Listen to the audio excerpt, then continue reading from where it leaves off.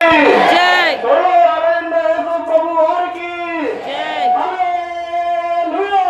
హల్లెలూయా. కాగా తన అద్వితీయ కుమారునిగా పుట్టిన వాని యందు విశ్వాసముంచు ప్రతి వాడును నశింపక నిత్య జీవము పొందవలెనని ఆయనను అనుగ్రహించెను.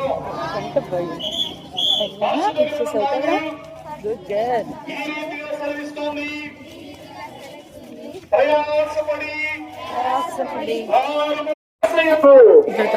తన ప్రజలను కొనుకోవాలని తిరిగి రానయ్యున్న యేసయ్యకు జై చెప్పండి. ప్రయాసయ్యకు హల్లెలూయా.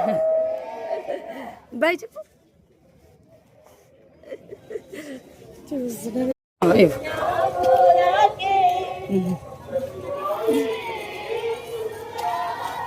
బాయ్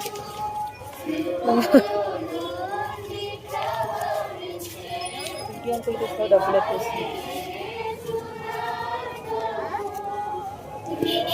నీతి లేదు, మనము పాపులమై జీవిస్తున్నాం. అయితే పాపి అయిన మానవుడు సృష్టికర్త అయిన పరిశుద్ధ జీవము గల దేవుని కలుసుకోవడం అసాధ్యం. దేవుడు పరిశుద్ధుడు, ఆయన నిత్యము జీవించు ఉండేవాడు.